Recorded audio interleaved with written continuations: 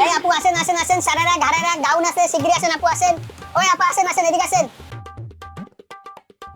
দেখান ভাই কি গাউন আছে। আপু আসছেন। উফ আপু, আপনার জন্য একটা গাউন একদম আপনার জন্যই তৈরি হয়েছে। বিশ্বাস করবেন না, আমি এক্ষুনি দেখাচ্ছি, দাঁড়ান। এই মালটা বের কর। এই দেখেন, এই দেখেন আপু, একদম আপনার জন্যই মনে করেন যে তৈরি হয়েছে, ঠিক আছে? হ্যাঁ, আপনি ধরে দেখেন, ধরে দেখেন।